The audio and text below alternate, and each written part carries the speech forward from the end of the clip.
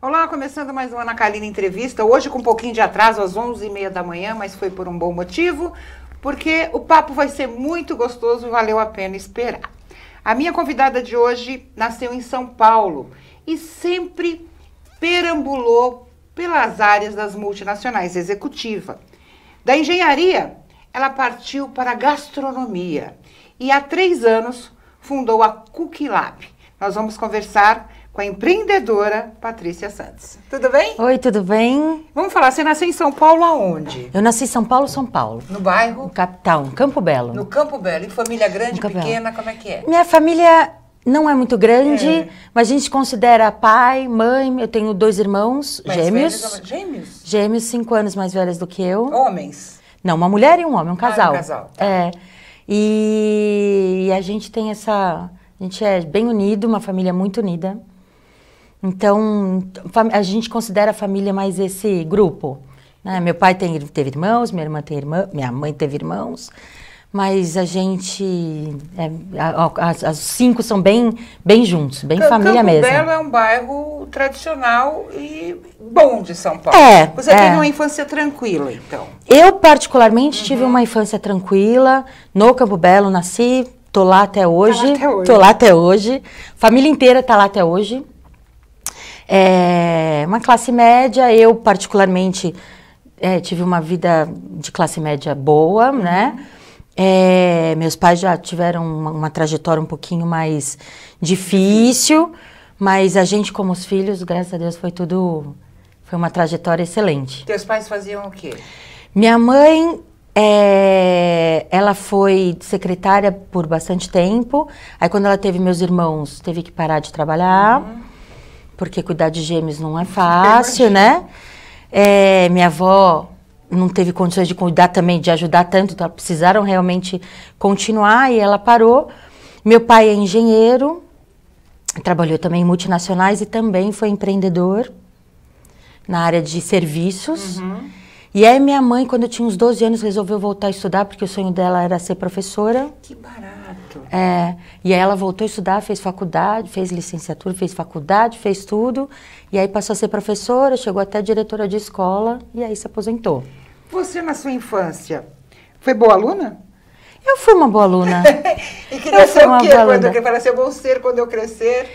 Olha, eu queria ser mesmo publicitária. É mesmo? Por quê? É mesmo, porque eu gosto desse lado criativo, eu acho que eu tenho um pouco desse lado criativo, daí o dinamismo e não muita rotina, tem um pouquinho esse... Eu queria ter sido publicitária. Mas, na época, todo mundo falava assim, mas publicitário, como assim? E aí eu acabei seguindo a família, porque eu tenho uma irmã, eu tenho um pai engenheiro, eu tenho uma irmã engenheira, eu tenho um irmão que entrou em engenharia, mas depois mudou para arquitetura, que está um pouquinho ali com tipo construção civil, né? E aí eu resolvi seguir a família e fui fazer engenharia. Engenharia de produção. Eu fiz engenharia mecânica de produção. E como é que foi essa experiência de faculdade? Olha, a faculdade foi intensiva. Eu fiz FEI. Nossa, mãe! E entrei na faculdade com 16. Você tá brincando? Então foi difícil isso? Foi porque eu não estava preparada para a faculdade. Essa é a grande verdade. A gente já tem que escolher profissão aos 16 anos, 16, 17. Acho muito jovem para decidir o que você vai fazer por resto da vida, né? Sim. E aí, entrar numa faculdade de engenharia, na minha época, muitos homens. Só homens, tinha praticamente? 2 mulheres na minha sala. Eu adoraria. Não, nesse ponto de vista, eu tenho que te falar que é bem bom. Mas é foi difícil. Eu sofri bastante preconceito, porque eu decidi ainda fazer mecânica. Nossa. Aí depois, no meio do caminho não, aí no último ano eu virei para produção. Entendi. E aí facilitou um pouco mais, mas não foi fácil, eu não estava preparada para a faculdade, a forma de estudo, porque você tem uma liberdade que na escola você não tem tanto, e aí você se perde um pouco na liberdade, né?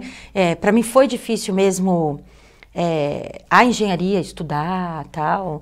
Então, praticamente uma adolescente, né, na faculdade. Então, foi sofrido. Os 2 primeiros anos básicos, assim, eu ralei. Eu quase que bombei algumas vezes, mas terminei nos 5 anos. Você se formou, então, com 21? Com 21. E aí? Formada, o que você foi fazer? Daí eu fiz estágio quando eu estava na faculdade, né? Mas quando eu me formei na faculdade, a gente estava passando por uma crise que foi em 94. Sim. E aí não fui efetivada. E aí é aquele negócio de agora, né? O que eu vou fazer? Aí tentei procurar emprego, estava difícil, meu pai já tinha empreendido. Então, eu fui trabalhar com meu pai. Em que área? Serviços de que área? Meu pai tinha uma consultoria. Naquela época, ele ainda tinha uma consultoria de administração empresarial. E naquela época, ele fazia uma consultoria para uma grande multinacional têxtil e que a gente estava fazendo um desenvolvimento de produção mesmo, né, de melhoria de produção. E a outra era um projeto de RH, de desenvolvimento de ponto, de RH. E aí eu peguei esses dois projetos, né, com 21 anos. Com 21. Para ajudar. E obviamente foi muito bom, né? Foi muito, muito bom. Mas eu queria ter experiências maiores, de empresas maiores, né? E eu fiquei 3 anos com meu pai. E nesse período eu continuando procurando, até que eu fui chamada por uma grande multinacional de telecomunicações. Com 24 anos, né? Eu estou fazendo as continhas aqui. Com 24 anos. Que empresa era essa? Pode Siemens. falar, não tem problema. Siemens, uma das maiores do mundo. Exato. E como é que foi? Você foi para um cargo já legal? Não, ou você começou... eu comecei como uma analista na área de logística, programação, como eu tinha uma formação de produção, né? Então era aquela parte de planejamento, planejar com o cliente, vendas, com a produção, quantidade de produto, entrega. Então, foi muito mais entrando com a minha área mesmo, produção.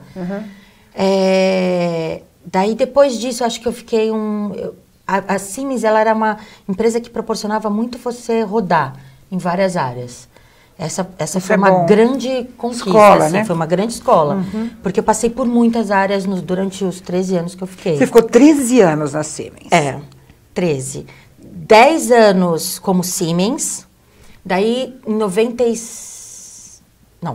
2007, ela foi comprada pela Nokia. Isso. Aí ficou Nokia Siemens, e eu fiquei mais 3 anos. Que ainda é, né? Agora é só Nokia. Só Nokia, eles absorveram o nome. Absorveram o nome. E aí... eu fiquei mais 3 anos. Mas quando você encerrou esses 13 anos, você já estava num cargo mais... Eu terminei minha carreira na Nokia como head da área de gerenciamento de contratos da América Latina. E você tinha muitos homens para cuidar? Sempre. Sempre, né? Porque a Siemens já era uma empresa que só não, mas ela tinha uma preferência de contratação de engenheiros. Né, da engenharia. Então, e já era uma época de homens, né? Tudo você foi ao contrário, né? Faculdade, tudo. Empresa. Isso é legal. Porque te obriga a ser melhor, né? Obriga a ser melhor. Eu nunca fiquei muito focada nesse negócio que eu era diferente, que eu era mulher, que eu era, sabe? Hoje, quando eu olho para trás, de vez em quando eu lembro de alguns preconceitos, mas eu tentava não focar nisso, porque senão te consome demais. Por exemplo, na empresa, que tipo de preconceito? Em que aspecto, assim, que você sentia? A gente percebe assim, quando você está numa reunião, só tem homens, e você tem uma tendência de quererem te calar, né? Não sei se é consciente ou inconsciente, mas tem uma tendência de querer... Então, essa é uma coisa que se você fica muito prestando atenção, isso vale pra mim, obviamente, não posso falar pra todos, né? Claro. Mas pra mim, se eu ficasse muito prestando atenção, aí que eu acho que eu teria a voz mais calada. Entendi. Entendeu? Então, eu entrava ali e achava que eu era igual, que eu tava igual, e eu não deixava me calar de jeito nenhum. Acho que esse é um dos motivos também que a gente fica lutando tanto, tentando mudar tanto, fazer tanto, né? E aí, quando eu decidi sair da Nokia Siemens... Você decidiu? Eu decidi. Qual foi o motivo? Porque telecomunicações é um mercado bem intenso. Tenso. Trabalhei muito. E nessa época já havia já estava começando aquela concorrência desenfreada, né? Eu fui morar em Recife pela empresa. Ai, que delícia. Fiquei 2 anos implantando na minha terra. O projeto da Oi. Amei morar em Recife. Uma delícia. Que cidade. Morou em Boa Viagem, não? Morei. Morei no melhor lugar. Então, eu fui implantar Oi, que nem existia, era Telemar. Então, eu vim com a onda eu vim da estatal, passei pela onda da privatização e fez todo esse processo. Sim. Então, é um mercado bem intenso, bem concorrente, ele é bem difícil, é um mercado desgastante. E aí eu falei, puxa, deu pra mim já. 13 anos, acho que tá muito bom. Você Porque tinha eu já pude... 30 Eu tinha... agora já... Foi 2010 que eu saí, menos 9. Tenho 46, 38, 9. Super 30, jovem. 38, Você fez uma carreira brilhante. Com 38 anos, você É. já era chefe numa multinacional. Já. Você saiu, mas já com alguma coisa em vista? Não. Ou falou, não, Não. vou enveredar aí? Eu queria... Então, desde essa época, eu queria empreender. Em 2008 já apareceu alguma coisa. Porque em 2006, eu gosto de cozinhar. Sempre gostei. Minha avó cozinhava muito bem. Sempre gostei. Em 2006 eu resolvi fazer... Eu estava no pico dos estresses, assim. Eu achei, vou fazer alguma coisa que eu curta depois do trabalho pra... E eu fui fazer gastronomia. Melhor do que terapia. Não, muito melhor. Foi um ano fantástico. 2006 foi muito legal. Foi muito bom. E aí conheci várias pessoas e falar sobre assuntos diferentes, né? Então, em 2006 eu fiz o curso de gastronomia como hobby. Certo. Literalmente como hobby. Nunca imaginei que eu fosse trabalhar com... Mas 2008 começou a pintar uma vontadezinha de fazer alguma coisa por conta, de pensar e tal. Mas quando eu saí em 2010 da Nokia Siemens, eu saí sem nada. Eu falei, eu quero mudar. Telecomunicações eu não quero mais. Certo. Preciso mudar de mercado. E se eu penso em um dia empreender, talvez, que teria que ir para o mercado de varejo. Mas fazer essa mudança de indústria, telecomunicações para varejo... Nossa, é radical. Assim. É radical e difícil, né?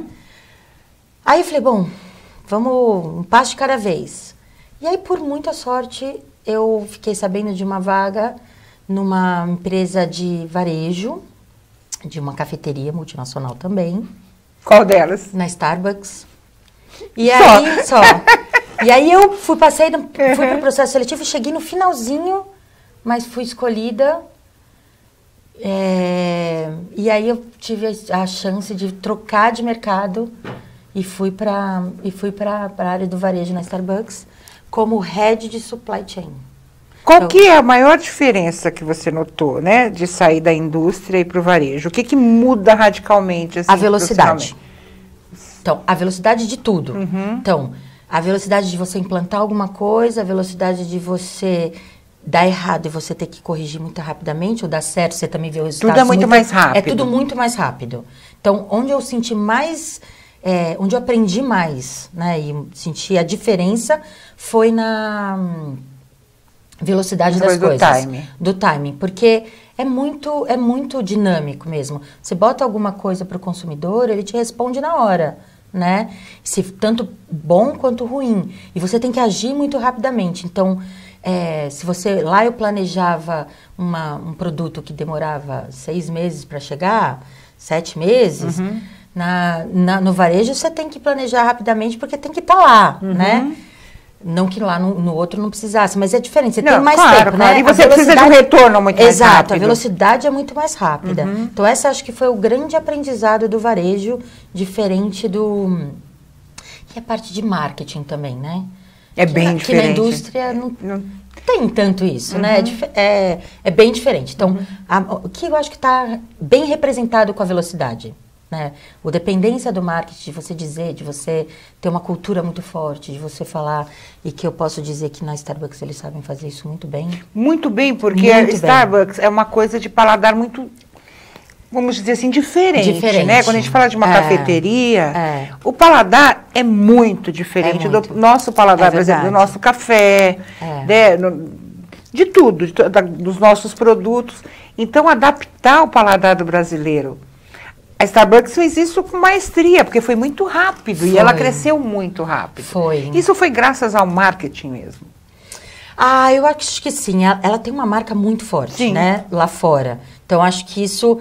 Ou seja, que já está ligado ao marketing. Então, acho que isso foi uma coisa que foi mais fácil de replicar aqui.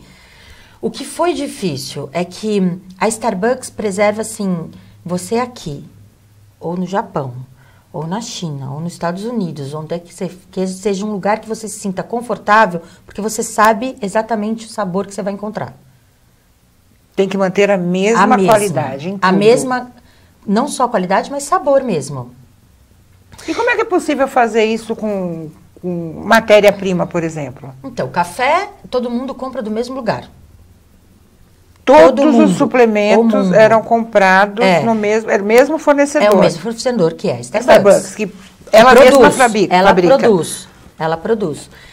Todo mundo, então você usa essências no seu produto também, né? Então, caramelo, outros, moca, que é o chocolate. Tudo isso. Tudo isso. No início, quando eu entrei, a gente importava tudo da Starbucks. Depois, quando a gente conseguiu ter mais volume de loja, portanto, mais volume de compra, a gente começou a nacionalizar. Mas a receita é a mesma. É a mesma. Eles mandam com confidencialidade pra gente, a gente desenvolve no fornecedor aqui no Brasil. Então, todo mundo tem o mesmo produto, principalmente nas bebidas. O que varia um pouco mais? Na comida. Né? Aí ele regionaliza um pouco. A gente, pão de queijo, né? Então, tem alguma regionalização. Mas os ícones, por exemplo, muffins. Os muffins, as receitas vinham de lá. Porque é um ícone da Starbucks. Então, a preservação, e isso tem muito a ver com marketing, né? Imagina, você vai em qualquer lugar do mundo, você encontra o mesmo café. Igual. Como é que pode? Mesmo café, a mesma essência, é como o McDonald's. Mas mais ou menos, né? Porque às vezes não sei se os produtos, principalmente os naturais. Então, aí sim. Né? Mas se você comer um Big Mac, qualquer lugar do mundo, ele é igual. É igual. E você ficou quanto tempo lá? Eu fiquei 5 anos. Aí decidiu sair ou não? Como é que foi essa transição de novo? Foi uma combinação. Aí você já era quarentona, estava mais com o pé no chão. Exato. Foi uma combinação, né? Foi uma combinação. Eu acho que eu já estava num momento de mudança, a empresa também passou por uma mudança e a gente decidiu que não iria estar mais junto. Deixa eu te fazer uma pergunta. Você é uma mulher extremamente independente desde os 15 anos, né? Isso atrapalhou a tua vida pessoal?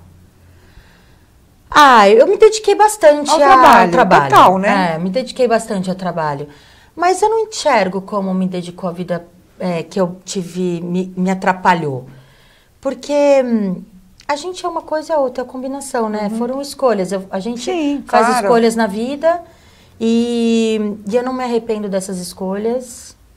Não. Então, acho que a gente começa, quando a gente é muito nova, a gente faz escolhas que a gente tá dentro da gente, mas a gente não tem muita consciência, né?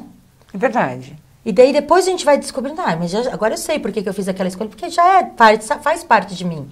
Então, claro que por exemplo, principalmente na área de telecomunicações, trabalhava muito, viajava muito. Não tem como ter uma vida, não ter convida social. Eu morei fora, né? Morei em Recife 2 anos, então você sai da sua rotina, você tem várias coisas que você faz diferente, né? Mas estou feliz com as minhas escolhas. Eu curti a forma que eu fui. Valeu a pena? Valeu. Quarentona, Starbucks, acabou a fase da Starbucks. Como é que foi o término dessa relação, Patrícia e Starbucks? Foi bom, porque eu acho que todo ciclo tem seu tempo. Sim. Mas foi uma empresa que eu gostei muito de trabalhar. Muito. Eles têm uma coisa que eu acredito que é de marca, que é de você... eu tive a oportunidade de fazer um curso lá e ficar 2 semanas na Starbucks lá em Seattle. Ai, que delícia. Então foi... e eu entendi o que é preservar a marca mesmo, sabe? Não só na fala, manter a qualidade, mas não só no discurso, mas na ação. Né? Porque uma coisa que às vezes eu ouvi muita gente falando, mas na ação não representa. Então foi uma marca que eu gostei muito de trabalhar.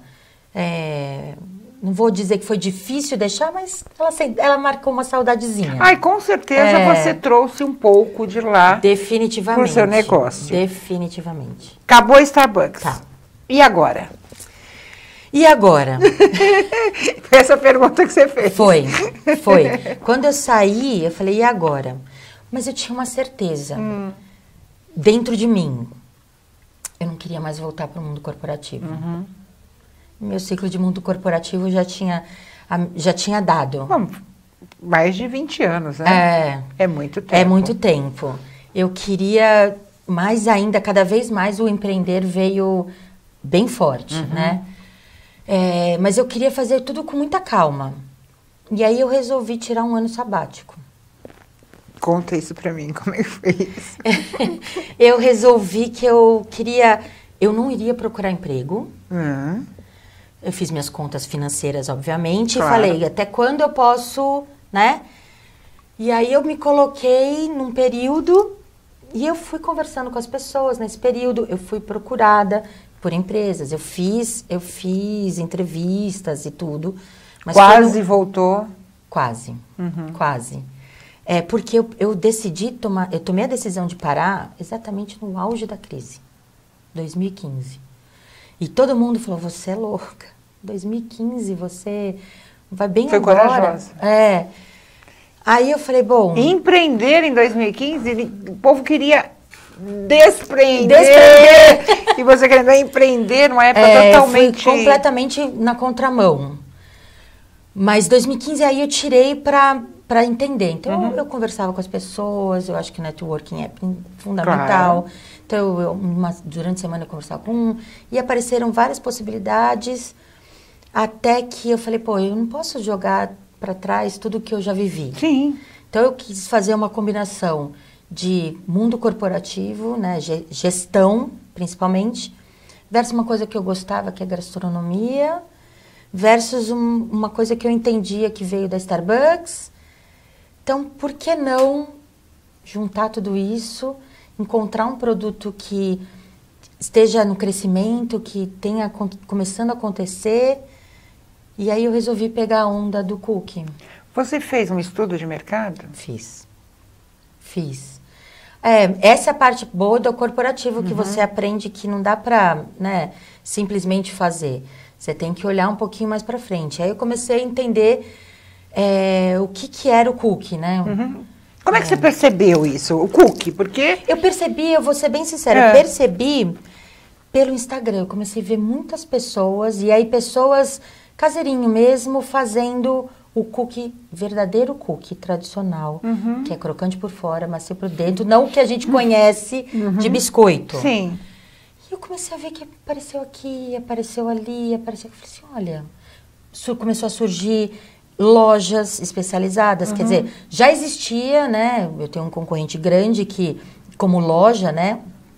Que fez e que conseguiu se expandir porque ele ficou sozinho nesse mercado e começou a aparecer outras lojas.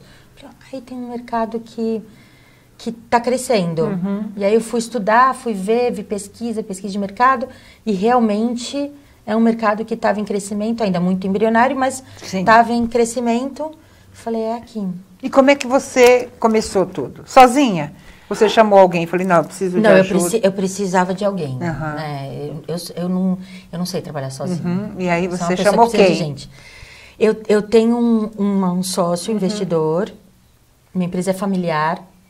Então, minha irmã com meu cunhado são sócios comigo. Que legal, Então, virou uma empresa familiar. Ele também fez gastronomia.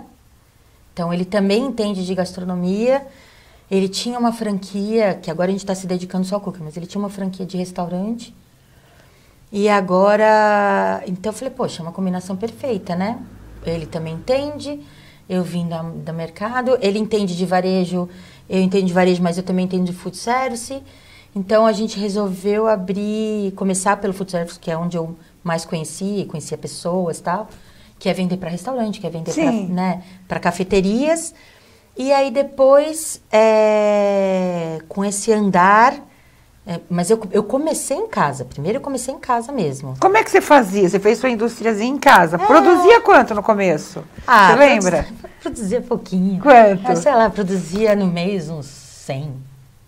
E vendia tudo? Vendia. 150. Eu sempre fiz... No mês? No mês. Mas eu fazia em casa. Eu comecei em casa. E você, a receita mesmo. era sua? Ou você, de repente, pesquisou não, também produtos, tudo? Fez testes? Pesquisei, fiz testes e tal. Mas fui fazendo algumas adaptações. Certo. Né? Fui fazendo pequenas adaptações. Eu comecei fazendo em casa, antes até de chamar a minha irmã e meu cunhado. Eu comecei fazendo em casa, fazendo algumas coisas, mandando para algumas pessoas que eu conhecia. Então, eu comecei fazendo um pouquinho para teste, para amostra, para não sei o quê e tal. Quando começou a aparecer, porque apareceu uma boa oportunidade, foi que eu falei, putz, agora Que já não dá mais oportunidade para é essa? fazer. Pareceu uma oportunidade de fazer um trabalho de Natal para uma cafeteria. Que bom. Só que eu estava em casa. E era para fazer especificamente para o Natal. E isso Seria uma daria, produção muito grande. 70 mil cookies.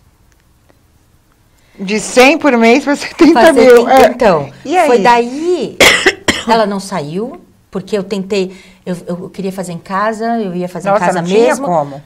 Eu ia dar um jeito.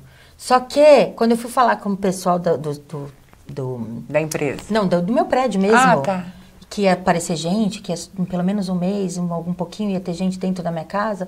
Aí houve uma certa resistência, sabe? Aí eu fui procurar lojas que não abrissem, que fechassem na madrugada para eu usar. A Então, cozinha. sabe, cozinha de bolo normal Sim, e tal. sim. Mas eu não consegui encontrar. E aí, mas foi aí que eu falei assim, realmente tem um mercado? Uhum. Aí foi quando eu conversei com a família. Eu falei assim, puxa, a gente sempre falava que queria ter um plano B. Vamos transformar o plano B em plano A? Vamos. Aí abraçamos, aí eu procurei um lugar, aí eu fui atrás, fui de trás de equipamento mesmo. E aí investi olhando para frente. Claro. Ainda não tinha cliente suficiente para tudo aquilo que a gente estava. Você investiu num primeiro momento quanto? A gente investiu um primeiro momento, talvez uns 350. É uma grana. Um investimento de risco, É, né? de Se você total de pensar. risco. E aí, com esse dinheiro, você conseguiu montar a empresa. Com esse dinheiro, eu consegui montar estrutura dela. a estrutura da empresa. Você não tinha cliente... Não, eu tinha assim, pouquíssimo. Sim, mas um cliente que suprisse os seus custos, não. Ainda não. Audaciosa. Audaciosa. A gente tem a família de executivos. Então, a gente olha assim... É um risco, né? Vocês sabem como é que é. Ninguém é burro, não, né? E olha de médio e longo prazo, sabe? Claro. Então, a gente tem essa filosofia meio de andar na contramão do normal. Que deu certo até agora. Mas sempre com planejamento. Eu acho Sim. que é importante para as pessoas que também ouvem a gente falar de empreender e de fazer diferente, tem que ter planejamento, né? Você tem que, nem que seja simples, Claro, em fácil, tudo. Até na sua vida pessoal, até na sua vida planejamento. Exato. Nem que seja simples, mas faça um pouquinho de planejamento, porque isso faz a diferença no sucesso para frente. Então, aí num certo período, como os negócios em food service, eles demoram para acontecer, a gente decidiu que a gente precisava girar a fábrica. Claro. Né? E para girar a fábrica, e eu também fazia tudo. Então, eu desenvolvia, eu produzia, né? Assim, puxa, mas quem vai vender? Quem vai vender? A gente precisa vender mais, claro. tal. Aí a gente já chamou uma pessoa de comercial e ele tem um background de varejo. Ele está com você até hoje. Com a gente até hoje. Ele falou, por que a gente não faz varejo? Você quer fazer marca? Você sempre falou que quis fazer marca. Não, vamos pro varejo. Eu falei, vamos. A gente abraçou a causa, tivemos que remodelar a empresa, porque é completamente diferente atender varejo do food service. Mas você atende os dois hoje. Hoje eu tenho os dois pilares. E o nome, como é que vocês escolheram?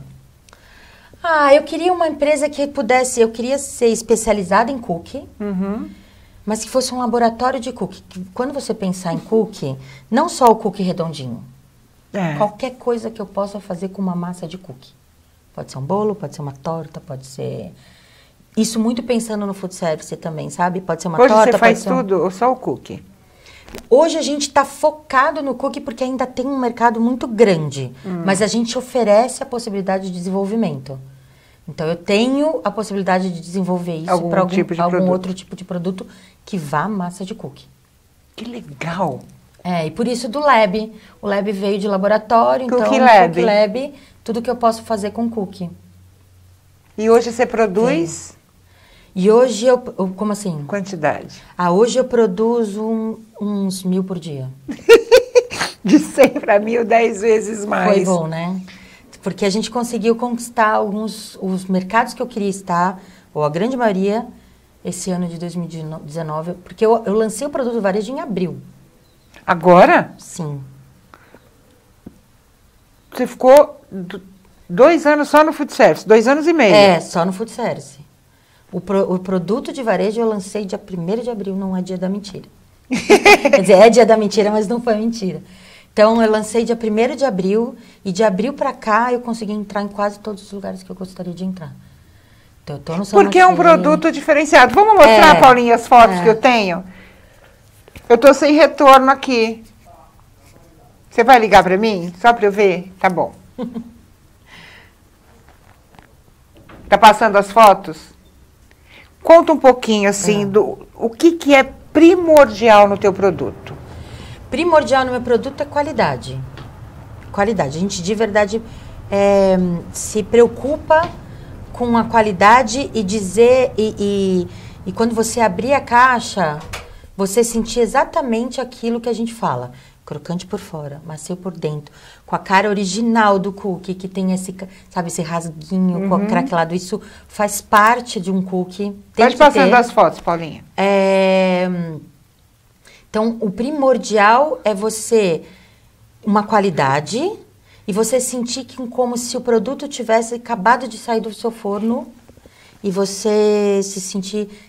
A nossa marca, ela é de abraço.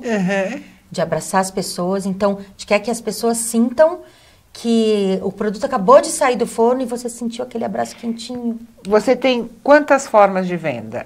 Eu tenho essa individual, né, que você pega e leva para casa individual. Vem 2 cookies de 30 gramas. Eu tenho também a caixa que a gente chama de unbox, que é a quadradinha.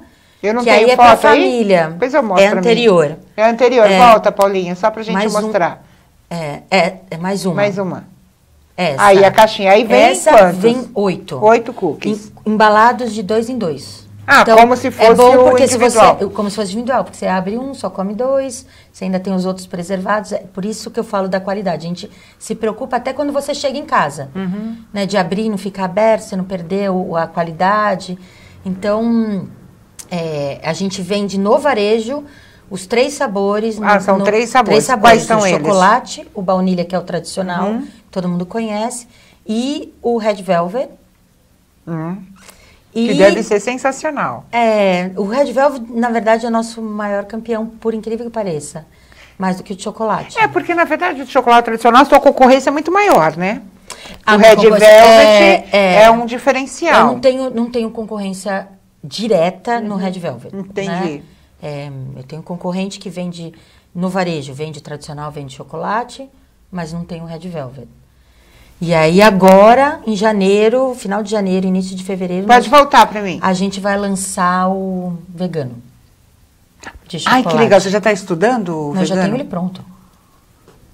Juno, vou mandar a Patrícia mandar uns cookies veganos para você. Vamos. O Juno, marido da Xuxa, é vegano, virou vegano, né? Então, vou mandar para ele experimentar. Uma ótima cobaia. Quem desenvolveu os seus sabores? Foi você mesma ou você teve uma pessoa especialista que fez isso? Não, hoje eu tenho, lá no início fui eu, mas eu tenho um especialista agora que nos ajuda, porque leva tempo, né? Dá um tempo, e aí eu não consigo mais fazer o desenvolvimento. Certo. E eu também não tenho, eu fiz gastronomia, mas como eu falei, hobby, eu não tenho know-how suficiente, principalmente o doce e a química. Né? Precisa realmente de expertise para fazer. Então, a gente tem uma pessoa que nos ajuda a fazer todo o desenvolvimento. Hoje você conta com quantos funcionários na sua empresa? Hoje, no ao todo me contando, nós somos em 8. E você consegue atender toda a demanda? Consigo atender toda a demanda. Nesse momento, a gente tem aí um novo presidente, um novo momento econômico. Como é que você trabalha vivendo essa realidade? Como é que você consegue vislumbrar, né? Porque a gente não tem vamos dizer assim, uma coisa constante. Infelizmente, o Brasil não é um país, né, que você fale, não. Que é fácil 365 dias eu vou ter e vou saber o que vai acontecer. Exato. Como é que você trabalha pensando nessa oscilação econômica que a gente vive? Olha, o que a gente mais faz é olhar o mercado mesmo, né? Então, eu, por exemplo, eu participo de grupos que falam sobre o mercado de alimentação, entender qual é a diferença, para onde está indo, para onde vai, onde se sofre mais, porque eu mexo com produtos que são commodities, né? Como açúcar. Sim. Por exemplo, agora... Oscila o mercado, o açúcar vai lá para cima. Exatamente. Aí o preço do seu produto, como é que eu consigo manter a qualidade e o preço com uma matéria-prima que teve um aumento, vamos dizer assim, considerável. Aí eu volto a falar de planejamento. Sim, né? Você planeja tudo isso. É planejamento. Então, e é claro que isso tem a ver com a sua capacidade de investir antecipadamente. Então, por exemplo, eu trabalho com chocolate belga. O dólar foi a 4,25. Então, e eu não posso repassar isso direto para o meu cliente, claro. né? Então, para isso, tem que ficar atento nesse mercado que faz oscilação o tempo inteiro. E tentar se planejar ao máximo. Então, se eu vejo que eu consigo, com o meu fornecedor, fazer uma negociação em que eu consigo fixar por um certo tempo, eu vou lá, negocio e compro para poder garantir, né? Então, você faz um estoque. Faço um estoque. Claro. Então, a parte mais importante é você estar olhando para frente e, volto a dizer, parece um pouco, repetitivo mesmo, mas se planejando. Nesse planejamento, como é que você vê o crescimento da Cookie Lab? Então, agora nosso meta para 2020 é expandir. Então, a gente tem duas formas de expansão. A gente ainda tem canais de distribuição que nós não estamos e queremos estar. E já estamos em negociação. Então, essa é uma expansão. A outra expansão é portfólio. Então, a gente já tem um pipeline de portfólio. Eu tenho mais uns 4 ou 5 produtos para lançar. Sabores ou produtos mesmo? Produtos diferentes. Bem e novidades, aí, bem novidades. É. Então, eu tenho um portfólio já. E o outro é a gente focar bastante no food service, que também a gente tem a gente já tem projetos bons. Por exemplo, já tem um projeto com um hotel uma bandeira de hotel que vai firmar aqui no Brasil. Que bom. E a marca do hotel, ela faz parte da marca do hotel entregar um cookie. Ai, que legal para cada hóspede. E a gente que vai produzir para eles. Então, esse é uma outra parte de mercado de food service. Não aparece marca, mas é o que claro. É o mercado do food service. A gente está pensando em várias possibilidades. Sorvete. Então, a gente quer expandir na área de food service. E a gente tem muito para expandir ainda na área de varejo. Então, 2020 é expansão. A gente trabalhou muito em base em 2019, produto, qualidade, processo fabril, eu mudei todos os equipamentos.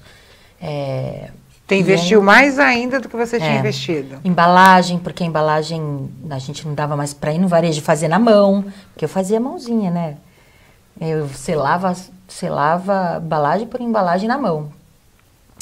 Mas então a gente realmente se preparou para ir para o ano que vem com tudo como expansão. Você entrou em redes que são, vamos dizer, elitistas, né? Exato. Que prezam uma qualidade e que tem um público diferenciado. É verdade. Para você entrar nessas redes, quais foram as exigências dessas redes com relação aos seus produtos? A exigência dessas redes é que realmente fosse um produto diferenciado. E aí, eu acho que a gente conseguiu entregar exatamente isso. Então, a gente Empório Santa Rita. A gente está no Empório Santa Rita, a gente está no Saint Marché, a gente está no Empório Santa Luzia, a gente está no Irota, no Express, a gente está no Empório São Paulo. Estamos em negociação com o Natural da Terra. Então, estamos num... um público diferenciado. Não tem... A gente nasceu com um produto diferenciado também. Então, pelo produto você vê. Quais as vantagens e desvantagens de empreender hoje? A vantagem de empreender é eu vou falar por experiência própria, é realizar um sonho. Eu sempre tive vontade de empreender. E eu poder fazer aquilo que eu realmente acredito, né? Tanto não só como produto, mas como empresa. Como você acredita como gestão, como você acredita em tratar as pessoas, com quem que você quer estar do lado, como você quer fazer com que as pessoas se sintam bem na sua empresa. Isso eu acho que é a parte mais gostosa de empreender. As dificuldades é o Brasil que a gente vive, que é assim, imposto, preço, tudo. É um mercado difícil, a gente ainda está num momento de transição, né? De mercado Vocês ainda complicado. estão investindo. Nós ainda estamos investindo. E vocês captam esse recurso de quê? Instituições financeiras? Não, por enquanto é próprio. Nossa. Por enquanto é próprio. E aí a gente... Tomara que seja sempre.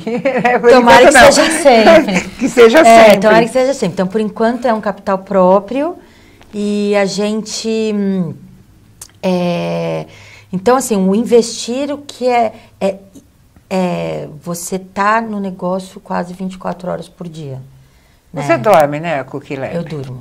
Eu durmo Cookie Lab, acordo Cookie Lab. E que meios de divulgação você utiliza para a expansão da sua marca? Rede social? O que você usa hoje? A gente hoje investe bastante na rede social, né? Porque a gente entende... com conteúdo, sempre estando presente. Então, a gente tem a rede social como um parâmetro.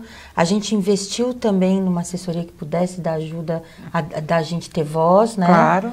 Que eu acho que isso foi bem importante para a marca. E poder estar participando de uma... é realmente gratificante e a gente tem que agradecer mesmo, porque é isso que faz a diferença, de a gente poder falar o que a gente fez, né? Dizer o trabalho que a gente fez. Então, eu só tenho a agradecer. Obrigado pela oportunidade Eu brinco que o meu programa é a minha sala da minha casa. Eu entrevisto no que eu acredito. Eu leio, a Gabi me conhece um pouquinho. Ela sabe, quando eu não gosto, eu falo, espera aí, depois a gente vê. Porque, de repente, eu não sei, a questão de audiência não me interessa. Eu acho que a qualidade do que você passa para as pessoas, né? Eu tenho amigos importantes que me assistem, falam, pô, que legal aquilo, olha aquela entrevista. Um conteúdo que você possa utilizar até para você se divulgar, para contar a sua história. Porque a gente fala assim, pô, ela já tem empresa. Não, o que ela fez para chegar até isso? E de que forma você consegue dar exemplo de empreendedorismo com planejamento e responsabilidade? Eu acho isso. Tem muita gente que pensa em montar coisas e tem medo. E, de repente, pode ser um incentivo a alguém que está querendo empreender. É verdade. Eu vou falar uma coisa que é fato. Eu sempre quis empreender, me acho até uma pessoa corajosa, mas tomar decisão não é fácil. Não, porque é um planejamento de vida toda, na verdade. E por isso que eu falo, assim, pensar muito também, para quem quer empreender, às vezes, faça alguma coisinha, pelo menos, para poder... E eu ouvi isso nessas minhas conversas. Eu tenho um primo de uns 30 anos agora, que me ajudou há 3 anos atrás, a gente conversando e tal, garotada de mais rápido, mais ágil. E eu nunca vou me esquecer, ele virou para mim e falou assim, você não quer? Faz. E foi dali que eu tive mais coragem de fazer. A própria idade incentiva também, não né? Uma pessoa com 30 anos é muito mais corajosa. Mais corajosa. Faz, você está falando que você quer tanto, que você tem, olha a sua trajetória e tal. Faz. Então, eu acho que o fazer, tirar do papel também ou tirar da cabeça é um passo. Não é fácil, né? Porque, como eu falei, eu durmo e acordo pensando em Cookie Lab. Você pretende ter lojas um dia? Fazer a própria rede? Eu tenho uma vontade. Olha, como eu tenho experiência de loja, sei o quanto... Então, mas não é fácil operar lojas. Sim. Eu tenho vontade de um dia ter, depois que a minha marca estiver consolidada. Aí eu tenho vontade de ter uma loja conceito. Bárbaro. Eu tenho muita vontade de ter uma loja conceito. Mas só. Não tem rede não tem, nem faz... Assim, no dia de hoje eu não tenho intenção. A gente nunca sabe o dia de amanhã, né? Eu sempre sou aberta a possibilidades. Por isso que a minha empresa também tem como logo Doces Possibilidades. A gente nunca sabe, vamos deixar as possibilidades abertas. Mas se você for pensar assim, racionalmente, eu quero eu quero ter... Seria o caminho mais fácil. Você acha? Porque para divulgação de marca é mais fácil você ter ponto de venda próprio, né? Você consegue, se fizer um trabalho bom e tal, você consegue fazer a divulgação da sua marca de uma forma mais rápida. Então, eu estou indo também para um caminho um pouquinho mais difícil. Mas nesse ponto, um pouquinho mais seguro. Bem mais seguro, eu acho. No caso, se a gente for bem pensar bem, é bem complicado. Paulinha, tem um videozinho aí, vamos mostrar? Que nosso tempo está quase acabando, mas vamos lá, vamos mostrar o videozinho.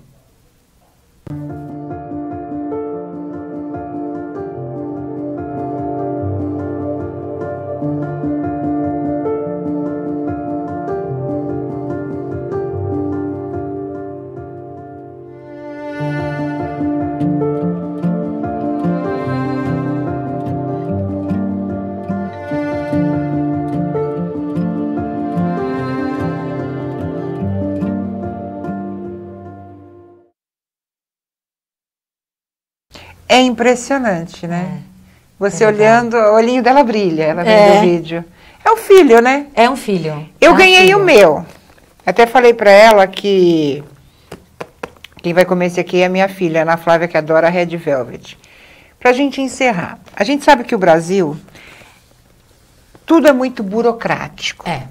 Questão de licenciamento, tudo você tem que explicar, e até parece que, né, todos os produtos passam por esse processo.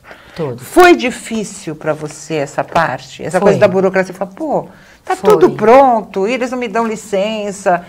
É a parte mais chata? Foi. Até pra gente falar. Porque tem tudo isso, gente. Não é só a questão de abrir uma empresa, fazer um contrato social, um CNPJ. Você tem o Ministério da Saúde, dependendo do produto da Anvisa, você tem uma série de coisas. Uma série de coisas. Foi porque, assim, apesar de eu ter vindo da área de alimentação, eu conhecia no conceito. Claro.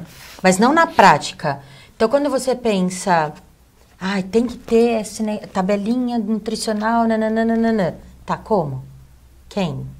Quando? Então, tirar a Anvisa na fábrica.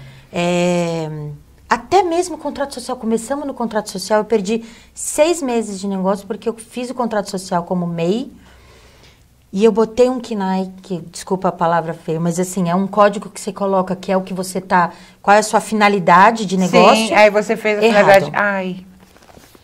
Eu imagino. E não tem como você trabalhar esperando a alteração do contrato. Não tem, porque era assim, enquanto meu imposto de MEI ia ser 4%, com aquele código era 27%. Putz! Impossível. Impossível para quem vende um cookiezinho. Então tivemos que começar do zero, porque você não tem conhecimento, porque é burocrático, porque é difícil entender, difícil as pessoas falarem. E até você achar as pessoas que conhecem, que possam te ajudar. Isso, é bem complicado. E eu me sinto até privilegiada, porque vim no mercado e tinha mais contatos. Então, você imagina quem começa em casa mesmo, que ainda não teve contato, que imaginou. Então, é difícil, mas é possível. Você estudou muito o seu concorrente antes de abrir o... Qual que é o maior diferencial do seu produto pro dele? Primeiro... Não é propaganda, não. É coisa de diferencial mesmo. Não, é diferencial. Eu tentei ter mais sabores do que ele já tinha. Então, eu lancei com 3. Ele tinha um. Ele tinha um só. Agora ele tem 2. Mas ele só tinha um. Então, o diferencial é, eu já quero sair com mais possibilidades. Certo. O outro diferencial é que eu quis sair eu me preocupei muito com a qualidade do produto. E aí, não quero falar só de ingrediente, porque eu tenho certeza que ele faz com ingredientes bons também. Mas de aparência, de estrutura, de tempo de validade, Então, eu pesquisei muito sobre isso. Você fiscaliza a tua produção? Quer dizer, o cookie tem que estar bonito, tem que sair da bandeja bonita. Fiscalizo. E às vezes produzo ainda. E às vezes acontece de não sair. Acontece. O que você faz com eles? Então, agora a gente tá... No começo eu não fazia nada. Agora eu não tenho tanto desperdício, eu já tive muito mais. Mas o que agora, mudou, né? Por que você tinha mais? Processo. A gente vai melhorando o processo, melhorando o processo. Eu mudei equipamento também, que faz uma outra diferença, que dá uma uniformização. Mas agora a gente está trabalhando num produto para usar as sobras. Sem ser que seja o cookie inteiro, né? Claro. Então, a gente tem já um produto que vai usar os defeituosos, né? Para não ter nenhum tipo de desperdício. Mas antes você não fazia nada? Nem doava nada? Não, doava. Quero dizer, não usava internamente. Certo. A gente sempre doa o que a gente pode doar, né? Mesmo para as pessoas internas lá, e leva para casa e se diverte. Eu imagino que triste. Se diverte. Mas agora a gente tem um produto que vai poder utilizar essas sobras. Ou restos não, defeituosos, né? Que não ficaram do jeito que a gente queria. E o sabor sempre é o mesmo ou muda alguma coisa de um lote para o outro? Não, o sabor é sempre o mesmo. Sempre o mesmo. E tem aquela coisa do degustar? Tem que degustar cada lote? Não. Não. Você já sabe... O que a gente tem é que cada lote a gente separa. Eu tenho lá, guardadinho, até... Porque isso faz parte do processo da fábrica mesmo, com todas as análises microbiológicas que precisam ter. Mas não preciso mais ficar degustando todo o lote.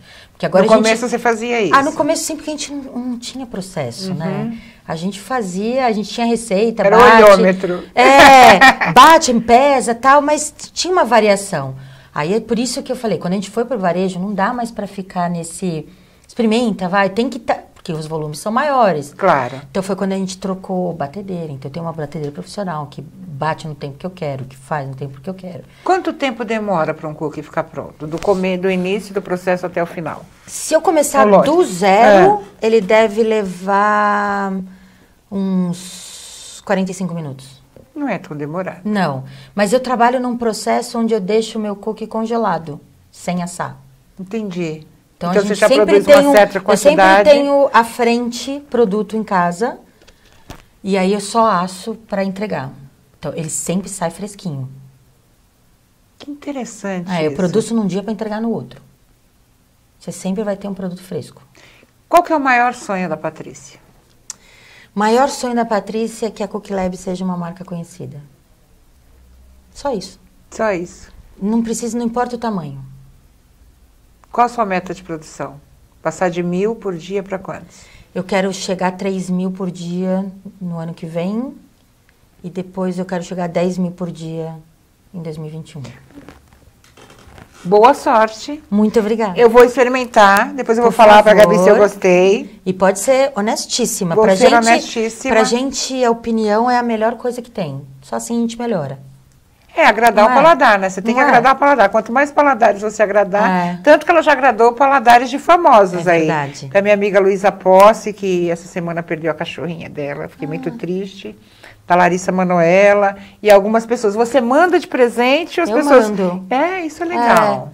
Eu mando e quando gostam, postam. E a gente só teve boas retornos. Isso é bom. Isso é bom. Obrigada, Patrícia. Obrigada boa sorte, você, sucesso. Viu? Obrigada mesmo. Um exemplo. Muito obrigada. E na semana que vem é o nosso último programa do ano. E eu vou continuar falando sobre empreendedorismo com cara jovem, que hoje coordena, gerencia todos os quintal, entre aspas, do Espeto, em São Paulo, com shows. É um menino empreendedor, é de família empreendedora, e ele vai contar um pouquinho. E pasmem, todos os restaurantes são próprios, não é franquia. A família cuida de todos. Eu estive no Quintal do Espeto a semana retrasada assistindo um show acho que foi Arte Popular, não lembro. Mas que mostra exatamente como uma empresa familiar funciona muito melhor. Um grande beijo para vocês e até a semana que vem. Tchau!